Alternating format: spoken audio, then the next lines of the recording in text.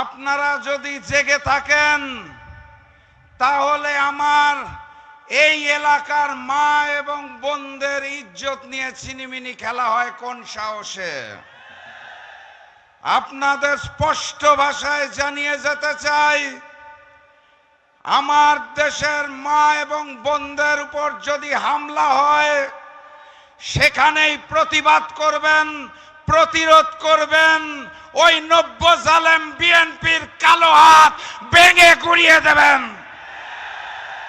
যদি মামলা হয় বলবেন রাশেদ প্রধান হুকুম করেছিল তার নামে মামলা দিতে।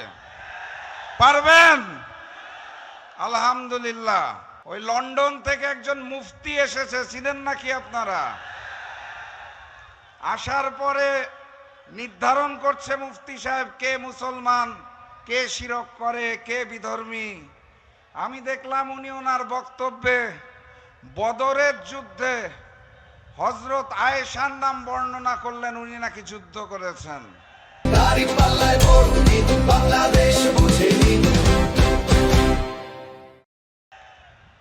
লন্ডন থেকে এসে মুফতি সাহেব রাজনৈতিক ইতিহাস পরিবর্তন করতে চায়। লন্ডন থেকে এসে মুফতি সাহেব বাংলাদেশের ইতিহাসকে বিকৃত করতে চায়। উনি বলতে চায় 16 বছর জামাত শিবিরকে মাঠে দেখতে পায় নাই। উনি 71-এর ইতিহাস পরিবর্তন করতে চায়। বাংলাদেশের ইতিহাস পরিবর্তন করতে করতে উনি এখন ইসলামের ইতিহাস পরিবর্তন করতে চায়।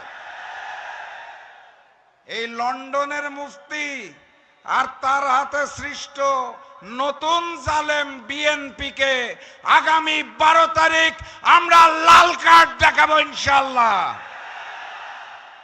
12 তারিখ গণভোটে হাকে জয়যুক্ত করতে হবে। চাপাই নবাবগঞ্জের 3টি আসনে 3-0 গোলে বিজয়ী হতে হবে। যারা নির্বাচনে নিশ্চিত পরাজয় বুঝতে পেরে এখন তারেক রহমানের আই হ্যাভ আ প্ল্যানের ষড়যন্ত্র শুরু করেছে, তাদেরকে 12 তারিখ রুখে দিতে হবে ইনশাআল্লাহ। 11 তারিখ রাত থেকে 12 তারিখ ফলাফল ঘোষণার আগ পর্যন্ত প্রত্যেকটা ভোট কেন্দ্র পাহারা দিতে হবে। পারবেন আপনারা? তাহলে বিজয়ের মার্কাটা কি? আরো জোরে জিতবে ইনশাআল্লাহ।